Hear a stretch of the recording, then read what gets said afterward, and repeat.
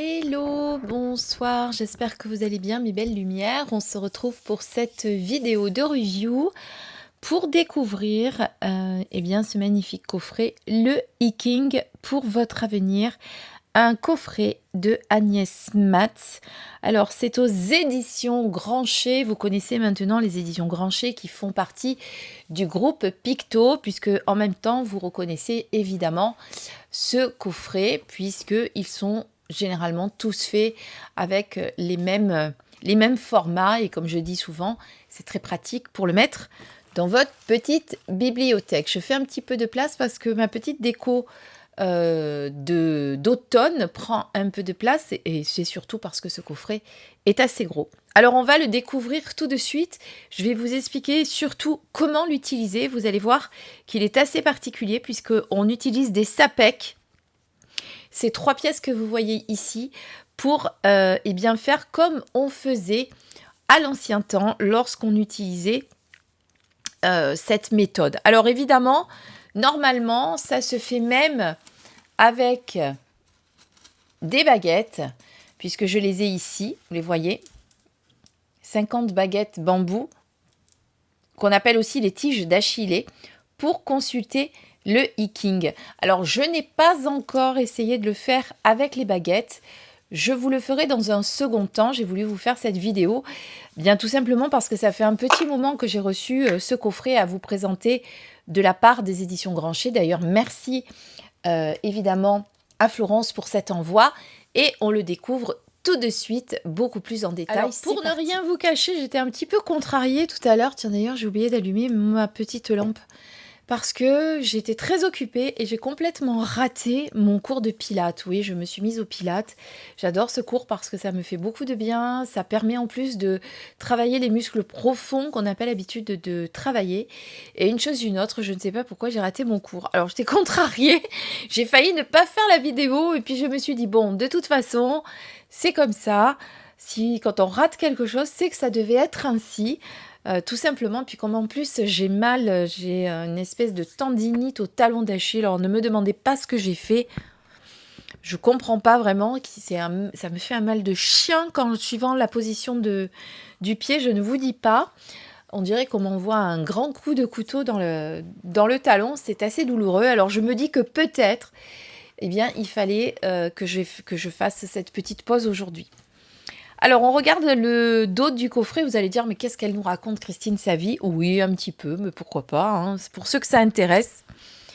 Alors, outil divinatoire datant du 1er millénaire avant Jésus-Christ, le hiking, avec ses 4096 significations possibles, peut paraître complexe aux non-initiés. Consciente de cet écueil, Agnès Matz, psychologue s'appuyant sur cet outil dans sa pratique, a conçu ce coffret pour permettre la consultation de l'oracle sans recours à d'autres livres ou matériels. C'est pourquoi vous trouverez ici 3 sapèques gravés recto verso, une carte des combinaisons des trigrammes, c'est pas facile à dire, les trigrammes qui donnent à la fin un hexagramme. Et afin de trouver rapidement justement l'hexagramme correspondant à votre tirage, ainsi qu'un ouvrage reposant sur un travail de réécriture rendant accessibles des formulations hermétiques et métaphoriques. Les interprétations, tant affectives que professionnelles ou financières, vous guideront vers les changements à adopter pour la vie que vous souhaitez. Alors, un coffret au prix de 27 €, mais vous allez voir qu'il le mérite parce qu'il est très complet. Évidemment, il ne s'utilise pas comme un oracle traditionnel et c'est ça que j'aime bien, moi. D'ailleurs, j'ai bien envie d'aller vraiment l'étudier profondément. Après, aussi, autre chose, c'est difficile de faire des prédictions sans avoir le livre, puisque moi, j'ai l'habitude de me laisser inspirer, que ce soit avec le tarot ou avec l'oracle, par les illustrations, etc. Là, ça va être un petit peu plus compliqué avec les sapèques. Alors, vous voyez, regardez, le livre est très très gros. On va le détailler. Ici, vous avez la petite planche. Alors, normalement, il y a un ruban que j'ai mal mis. Non, c'est pas le ruban, c'est le ruban du... c'est le petit ruban du sachet. J'ai dit n'importe quoi. Mais normalement, c'est facile à prendre parce qu'en fait, il faut le faire l'inverse. Il faut d'abord mettre le livre et ensuite ça dessus. Donc, vous voyez ici, c'est le tableau des correspondances, des combinaisons des trigrammes avec les trigrammes supérieurs et les trigrammes inférieurs. Évidemment, je vais vous expliquer tout ça. Ne vous inquiétez pas. On va aller vraiment dans les explications pour comprendre comment l'utiliser. Je tourne un peu pour pas qu'il y ait de jour sur en tout cas de brillance. Vous voyez qu'il y en a un petit peu. C'est normal parce que ça brille. Voilà, très utile ce petit livret, enfin ce petit, comment dire, ce petit carton où vous avez vraiment tout de répertorié. Alors la boîte est comme ceci, puisqu'elle contient les 3 sapèques qui sont ici dans leur petit sachet en organza. Voilà, on va les voir également.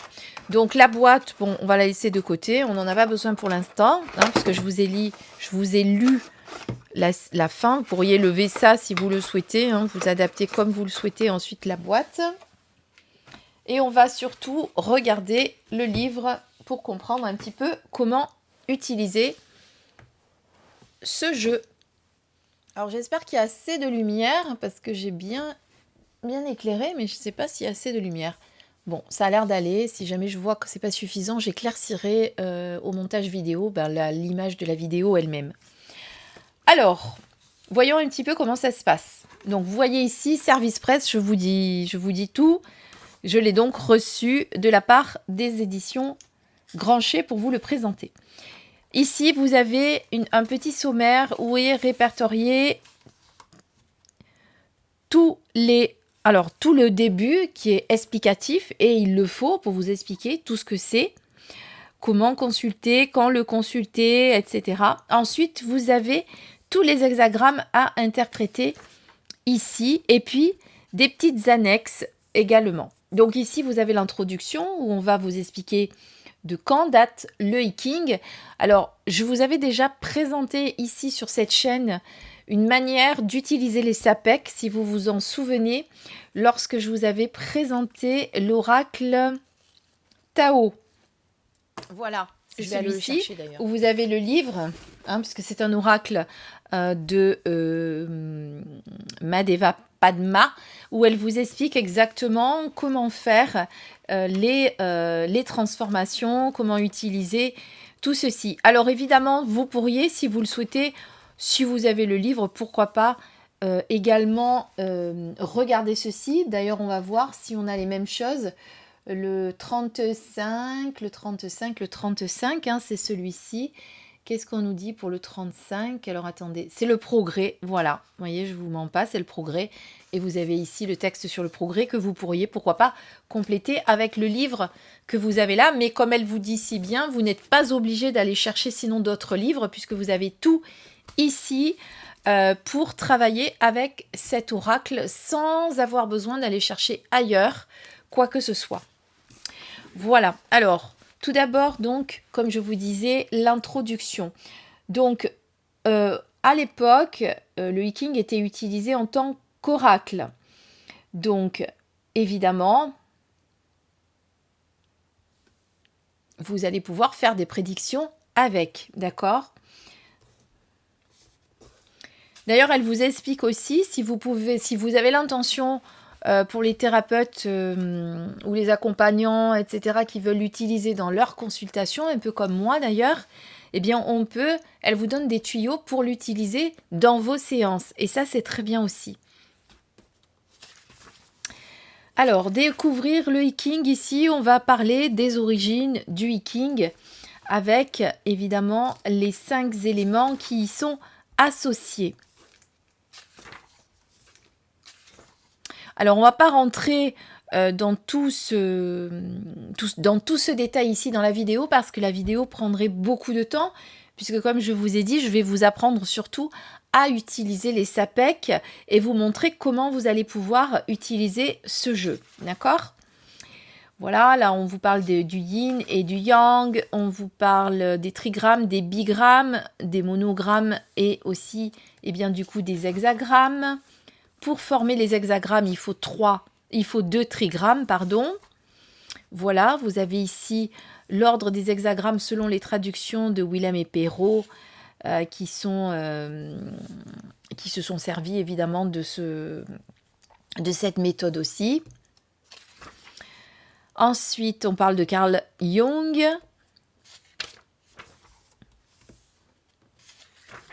Etc. Donc, comme je vous dis, je ne vais pas vous faire un détail de tout ça. On va rentrer ici dans le vif du sujet. Quand consulter le Hiking? Vous allez découvrir ci-dessous la méthode classique de tirage de Hiking par calcul. Vous pouvez, en fonction du degré de précision attendu et du temps dont vous disposez, effectuer ce tirage. La réponse obtenue sera déjà très explicite, ou alors approfondir la réponse avec le tirage du maître. Oui, parce que l'auteur nous propose deux tirages, le tirage du maître et le tirage de l'initié. Ensuite, le Hiking, aujourd'hui. En thérapie, dès le début du siècle, Jung expérimente le Hiking avec ses patients. Il l'utilise régulièrement pour lui-même. À la fin de sa vie, il le consulte au quotidien, le considérant comme un rêve expérimental, analysable comme tout rêve nocturne. Parce qu'il relance l'activité psychique dans un moment de pauvreté onirique, certains thérapeutes défendent l'intérêt du Hiking. À l'instar du rêve, l'hexagramme tiré et les perspectives qu'il propose permettent de poser un regard sur le contexte et le vécu du patient. Regard qui sera travaillé dans ce moment particulier d'échange autour de l'hexagramme. Bien entendu, le Hiking peut être aussi utilisé chez soi quotidiennement ou non. Ce véritable compagnon invite à se poser face à une problématique personnelle. Il nécessite de savoir se détacher d'un événement, de faire abstraction de notre part d'ombre, de nos freins, de nos désirs et de nos projections. Il n'est pas simple de parvenir seul à un tel état de neutralité et pour cette raison, il est souvent nécessaire de recourir à une tierce personne. Donc le Hiking, par l'intermédiaire de ces 64 situations types et des 4096 mutations, puisque vous savez qu'il peut muter, qu'il envisage est le reflet surprenant de situations quotidiennes et de leur perpétuel changement. Quand il s'agit de prendre une décision importante, et ce, quel qu'en soit le domaine, il attire votre attention sur certains éléments de la situation et nous prodigue des conseils. Il nous permet d'adopter la meilleure attitude dans le contexte particulier où nous sommes et de nous ajuster à celui-ci pour atteindre notre objectif. Donc là, comment se connecter, se préparer à un tirage évidemment. Et ici, vous avez le tirage de l'initié et le tirage du maître.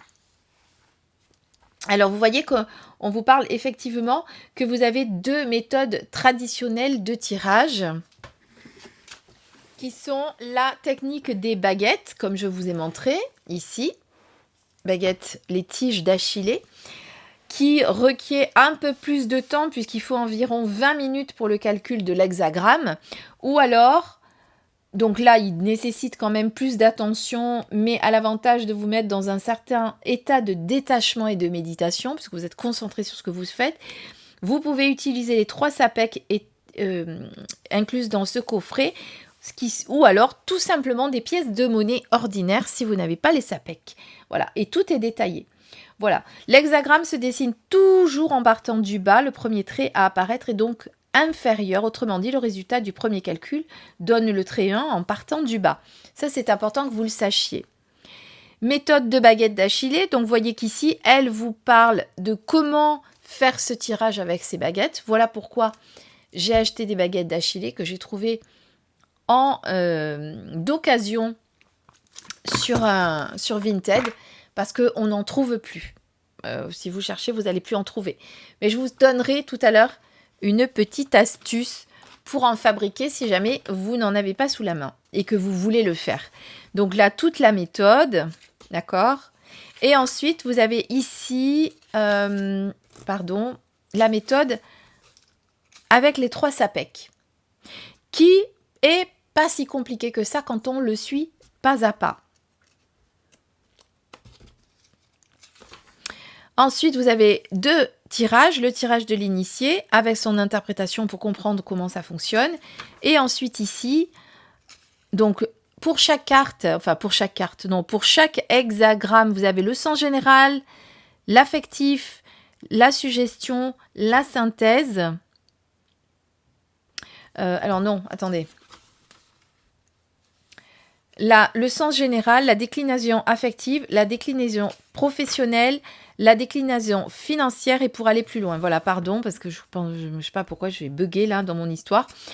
Donc voilà, vous savez que pour chaque fois, vous avez plusieurs domaines qui sont concernés.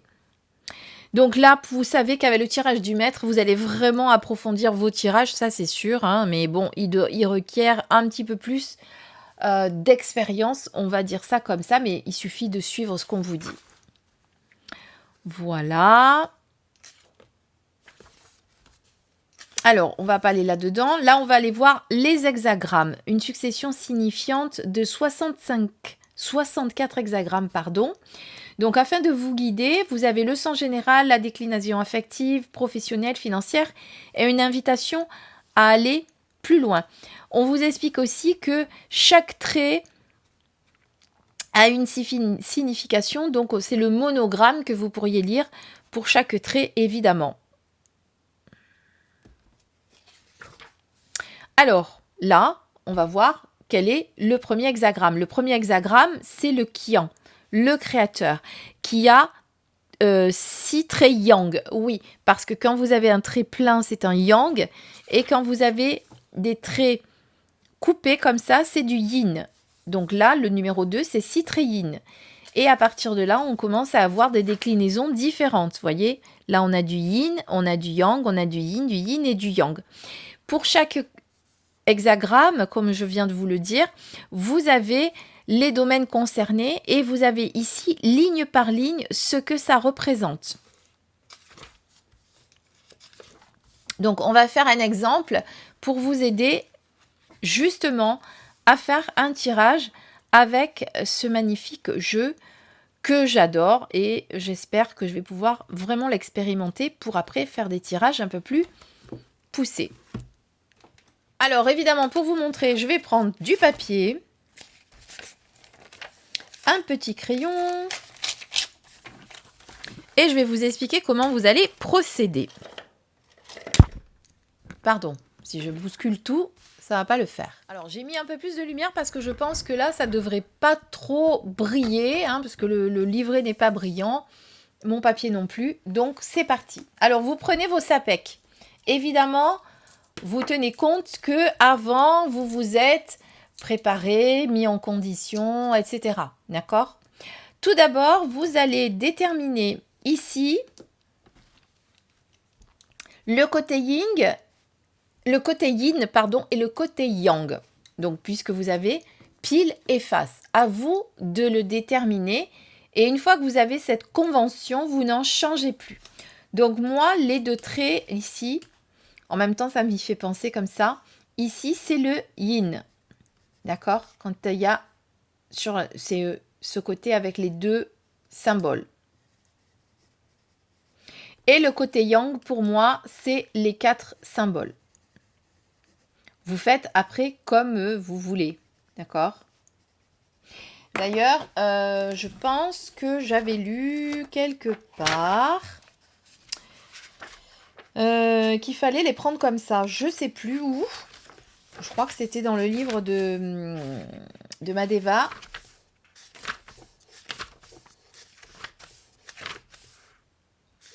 Je ne sais plus. Bon, je ne sais pas. Enfin, en tout cas, c'est pas très très grave si vous choisissez de le faire différemment. Hein. C'est voilà, sachez-le. D'accord? C'est votre convention. Une fois que vous l'avez établie, elle ne doit plus changer. Ensuite, vous avez besoin de savoir donc que le yin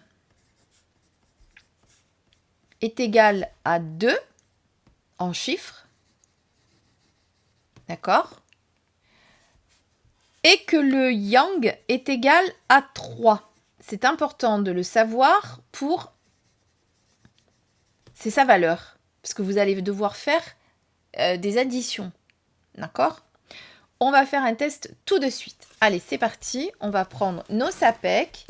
Et donc, on tire les sapèques comme on tire avec les dés. C'est pareil. Voilà, il n'y a rien de plus, rien de moins. Donc, vous réfléchissez à votre question, de bien la formuler. Et par exemple, on va dire... Qu'est-ce qu'on va pouvoir dire? On va inventer, évidemment. Ce n'est pas une vraie question. Hein, voilà. imaginons, il y a une consultante qui vient me voir, elle s'appelle Martine, et Martine a besoin de savoir si... Alors, j'ai repris le livre pour vous expliquer comment poser la bonne question. Avant de tirer le hiking, il faut poser une question et en soigner la formulation. Celle-ci doit contenir un verbe d'action dont vous êtes le sujet. Il est important d'énoncer clairement votre problème et d'en donner le plus de détails possible.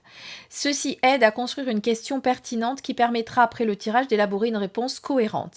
S'attacher à poser la bonne question vous aide en fait à poser votre vraie question. On peut dire qu'en allant à l'essentiel de votre préoccupation, vous mettez déjà au travail, vous déblayez et tracez la voie vers une solution. Toute interrogation divinatoire du type « vais-je obtenir cet emploi ?» est à exclure. D'accord? Donc, vous voyez qu'on ne peut pas poser cette question-là. Pour être acteur de votre questionnement, il vous faudra par exemple formuler « Quelle attitude dois-je adopter pour obtenir cet emploi ?» Une fois la question clairement déterminée, il est important de l'écrire et de la dater. Vous passez ainsi une forme de contrat symbolique et ritualisé avec le hiking pour établir une relation avec lui. Donc, on va le faire. On va dire, donc, on est, puisque là, au moment où je fais la vidéo, on est le 18/09/2024. Et on va poser, donc, pour la question pour Martine, quelle attitude... On va reprendre un peu le même style. Doit-elle adopter pour améliorer sa relation avec, je mets n'importe quoi, Benjamin. Voilà. D'accord? Donc la question est posée, elle est datée. À partir de maintenant, on peut tirer les sapèques. C'est parti. Donc, voilà comment on commence. Donc vous prenez votre petit papier. Je vais m'appuyer sur le livre là parce que sinon, on ne va pas y arriver. Donc, on repose la question. Quelle attitude doit adopter Martine, parce que j'ai mis elle, Martine, pour améliorer sa relation avec Benjamin? Quelle attitude doit adopter Martine pour améliorer sa relation avec Benjamin? Hop! Alors, elles sont tombées. Et là, on a 3 yin. Donc, comme on a 3 yin, on note. Yin, je vous rappelle, je vous ai dit, c'est 2. Donc, le premier trait, en bas, c'est 2. 1, 2, 3, 4, 5, oui, ça va. 2 plus 2, plus 2. Et donc, c'est égal à 2, 4, 6. OK, donc vous notez le montant. Vous recommencez ceci 6 fois, puisqu'un hexagramme contient 6 lignes. Hop. Donc là, j'ai le contraire, j'ai 3 et 3, 6 et 3, 9. J'ai 3 plus 3 plus 3. Ça fait 9. De toute façon, vous ne pouvez pas aller au-delà de 9, hein, puisque c'est le max. Ensuite, hop. Là, on a 3 et 3 et 2. 3 plus 3 plus 2. Ça fait 8. Ensuite,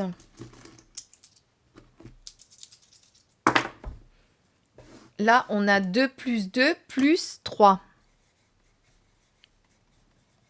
2 et 2, 4 et 3, 7. On en a déjà 4 de lignes. Là, on a 3 plus 3 plus 3. Et vous allez voir que ce 9 est très important. On va en reparler. D'accord? Et notre dernière ligne à présent. Oula.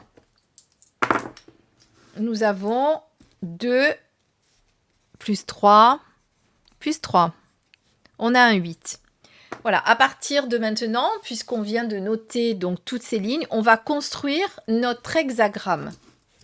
Alors, petite information très importante. Donc, si vous obtenez un 6 ou un 8, d'accord, sa valeur est yin et elle est représentée par 2 traits séparés avec une croix pour le 6 qui est mutant. Donc, le 6... c'est un nombre qui est mutant. Donc, je mets un M. Ça veut dire qu'il se transforme. D'accord? Donc, 6 et 6 et 6 et 8. Alors, attendez, que je me rappelle. Oui, si c'est 6 et si c'est 8, ce sont des yin. D'accord? 8, c'est un yin. Là, c'est un yin. Là, c'est un yin. Yin, yin et yin. Par contre, le 6 est mutant. On n'en a qu'un. D'accord? Si c'est un 7 ou un 9, ce sont des yang, mais le 9 est mutant. 1, 2, 3, 4, 5, 6. D'accord? Donc, on va le poser, vous allez voir, c'est simple. Parce que là, quand je vous le dis comme ça, vous avez dit, oulala, ça a l'air compliqué, mais pas du tout. Donc, un 7 ou un 9, 7 ou 9, on est sur du yang. 6 ou 8, sur du yin. Donc, ce qui est impair, c'est yang. Ce qui est pair, c'est yin. C'est pas compliqué. D'accord? Donc là, maintenant, on va construire nos trigrammes. Nos hexagrammes, enfin nos trigrammes, nos 2 trigrammes qui vont donner un hexagramme. Je vais y arriver, hein, vous allez voir. Alors, c'est parti. Donc, le premier, c'est un 6. Donc, on est sur du yin, mais il est mutant. Donc, on fait 2 traits qui sont du yin, d'accord? Vous vous en rappelez? Et on fait une croix au milieu parce qu'il est mutant. Ensuite, on a un 9 yang. Donc, c'est un trait plein. Mais celui-ci, c'est un rond au milieu pour déterminer qu'il est mutant. D'accord? C'est pour ne pas les mélanger tout simplement. Hein. Ensuite, on a un 8 yin, mais lui, c'est pas un mutant, donc on le laisse normal. Ensuite, on a un 7. Bon Dieu, j'ai mis des Y de partout, mais n'importe quoi moi. Donc, le 8, c'est yin. On est d'accord? Je vais mettre I, A. Là, on va mettre A et I. Sinon, on va jamais s'en rappeler. A et I. Voilà. Ensuite, donc, on est au 3e trait. On a dit que c'est un yin. D'accord? Donc, 2 traits. Le 7, il n'est pas mutant celui-là. Le 7, c'est un yang. Donc, on a un trait plein. Là, vous voyez que vous avez votre premier trigramme. On est en train de faire le 2e trigramme. Et comme je vous l'ai dit, on commence toujours par le bas. Ensuite, on a un 9. C'est un yang également, mais lui, il est mutant. Et le dernier, on est sur un yin qui est pas mutant puisque c'est le 6. Donc, on ne fait pas de croix. D'accord? Donc, vous l'avez compris. Voici votre premier hexagramme qui est construit. Donc, on dit que ce premier hexagramme, c'est l'hexagramme réponse ou de situation. Puisqu'il est apparu en premier après les manipulations. D'accord? Il répond fondamentalement à votre réponse. Il répond à la situation telle qu'elle se présente à l'instant du tirage. S'il n'y a pas de trait mutant, ce qui n'est pas le cas, on peut considérer qu'il n'y aura pas dans l'immédiat d'évolution et la réponse donnée par l'hexagramme de situation reste celle-ci.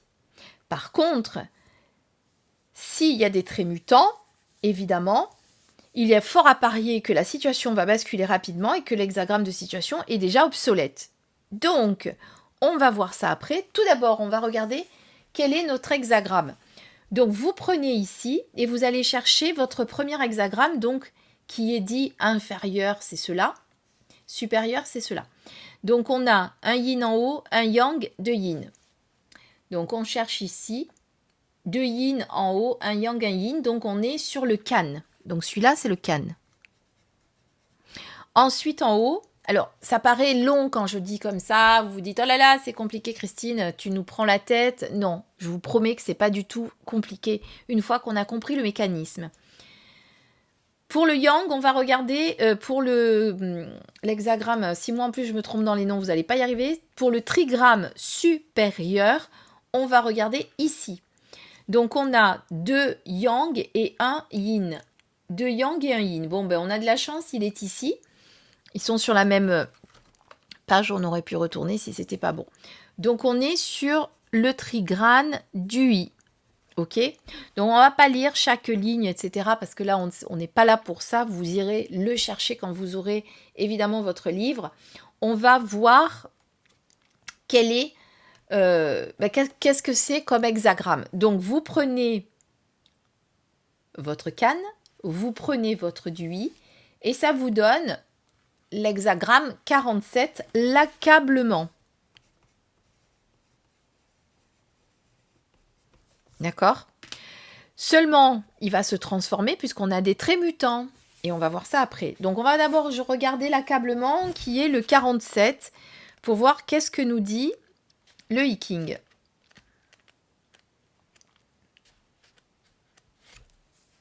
Alors, le 47, le I-King. Vous traversez certainement une épreuve qui affecte votre union. Ça tombe bien parce que si la Martine est venue consulter, c'est qu'elle a un souci, d'accord?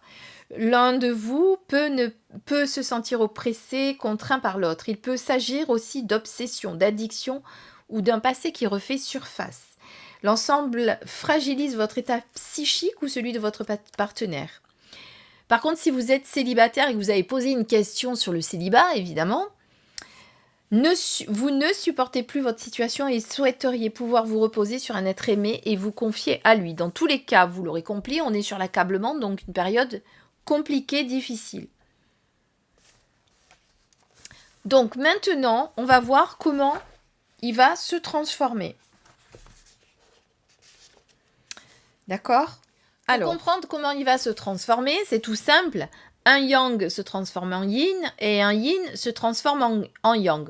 On a 3 traits de mutation, donc ces 3-là vont changer et vont vous donner un nouvel hexagramme qu'il va falloir interpréter. Donc le premier trait en bas, qui est de yin, mutant, puisqu'il y a une croix, se transforme en yang. Ça veut dire quand même que, même si c'est compliqué en ce moment, vous voyez avec l'accablement, la situation va s'améliorer. Ok ?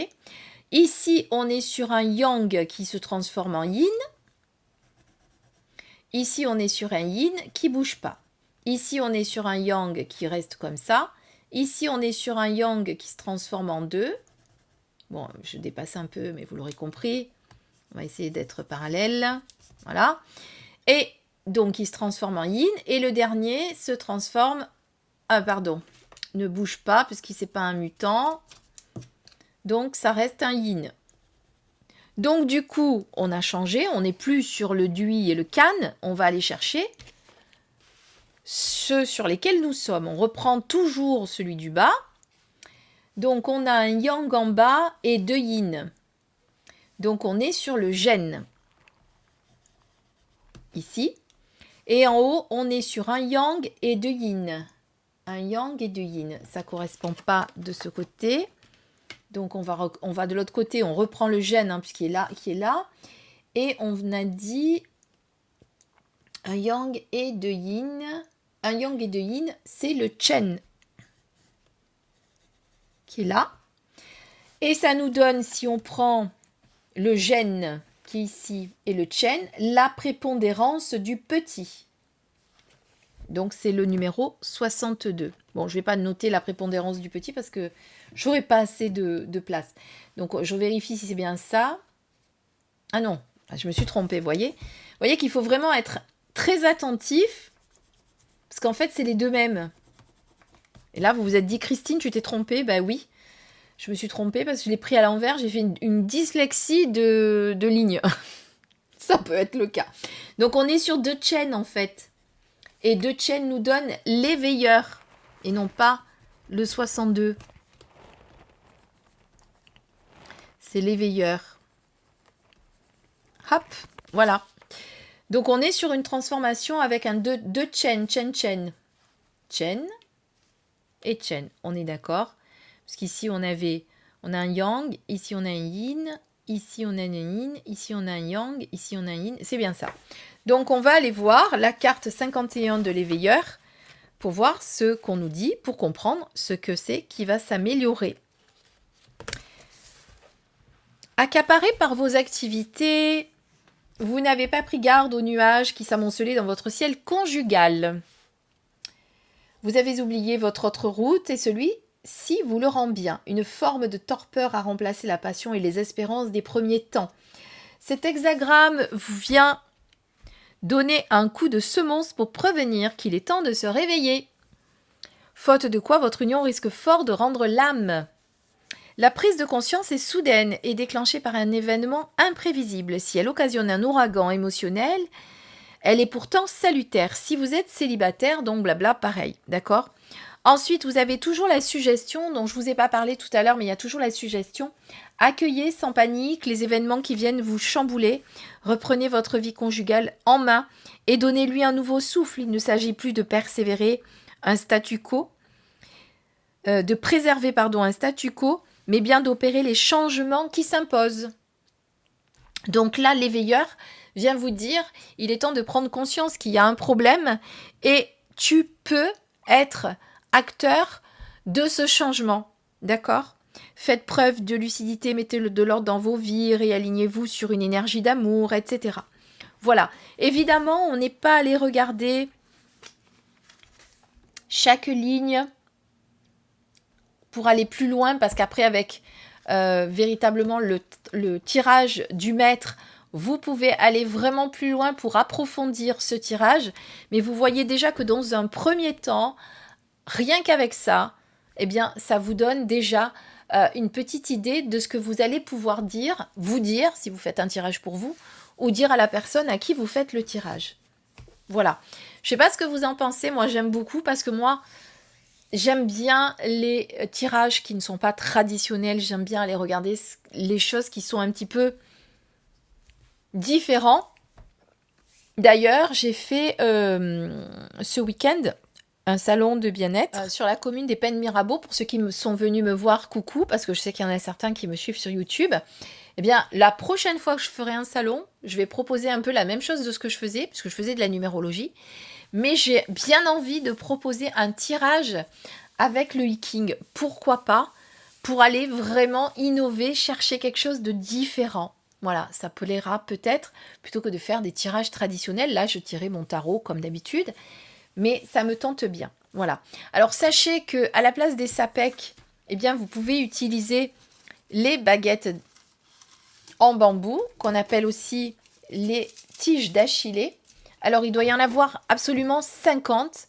C'est le nombre que vous devez avoir. Elles sont en bambou, forcément. Il y a une méthode particulière pour avoir justement la même chose. Vous avez la même chose, mais avec les baguettes.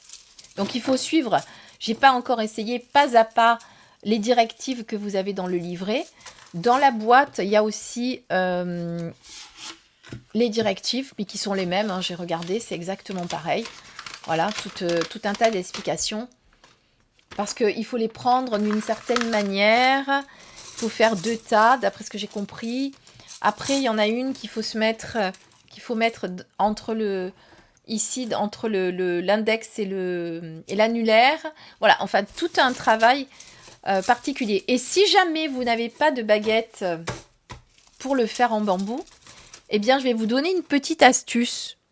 Vous allez prendre un pic en bois pour faire les brochettes que vous allez couper. Vous voyez, je l'ai fait, moi. Je vais vous expliquer pourquoi je l'ai fait. Ça fait 19,5. Vous pouvez faire 19, 20, en gros, dans ces eaux-là. Parce qu'une baguette en bambou, elle fait combien? Bon, elle fait 19. Moi, j'avais fait un petit peu plus. Alors, je vous explique pourquoi. Quand je l'ai reçu de la jeune fille qui me l'a envoyé, très gentille d'ailleurs, il m'en manquait une dans la boîte. Enfin, j'ai cru qu'il m'en manquait une. Alors, on s'est écrit, elle m'a dit, mais c'est pas possible, j'ai bien compté, etc. Vous êtes sûr de vous? Moi, j'ai recompté. C'est vrai que j'ai recompté. Je trouvais que 49 baguettes. Donc, je me suis pas prise la tête. Je me suis dit, bon, c'est pas grave, j'ai des pics à brochette. Je vais en fabriquer une pour compléter. Et en fait, je l'ai retrouvée. Elle s'était glissée dans un tiroir. Je ne sais pas comment c'est possible parce qu'au moment où j'ai ouvert le colis, le tiroir n'était pas ouvert. Faut pas chercher à comprendre. En attendant, du coup, cette expérience m'a permis de voir que si jamais vous en perdez une ou que vous voulez vous le fabriquer à la maison, vous prenez des pics à brochettes. C'est exactement le même diamètre. Regardez. Exactement. C'est du bois, donc ça reste naturel, parce qu'il faut quand même respecter ce matériau, puisque là, on est sur du bambou. Alors évidemment, c'est pas du bambou, je pense pas, les pics à brochettes, je sais pas, mais normalement, elle était pointue, je l'ai coupée. Voilà, en tout cas, ça peut vous donner une idée si jamais vous avez envie de vous fabriquer des tiges d'achillée avec... Non, c'est pas celui-là. Avec ce hiking. Voilà. J'espère que cette vidéo n'est pas trop longue, que vous allez pas trop vous y perdre. Je vous remercie de me mettre en commentaire si ça vous plaît, si ça vous intéresse, que je fasse un test avec les baguettes d'Achillée. Si vous avez envie que j'aille plus loin, si vous avez envie que je l'expérimente, si vous avez envie que je fasse des tirages sur YouTube aussi, eh bien ça sera avec plaisir. En tout cas, mettez-le moi en commentaire. Et puis si vous êtes venu jusqu'à la fin de cette vidéo, ça veut dire que vous avez beaucoup de courage et que vous avez su m'écouter jusqu'au bout. Et je vous propose de me mettre un petit mot pour comprendre que vous êtes arrivé jusque-là. Vous me mettez hiking. Comme ça, je comprendrai que vous êtes arrivé jusqu'au bout de cette vidéo. Voilà, je vous laisse sur ces explications. En vous remerciant en tout cas de votre fidélité. Je vous embrasse et je vous dis à très très vite pour une prochaine vidéo. Bisous, bisous. Je vous embrasse très fort. À bientôt.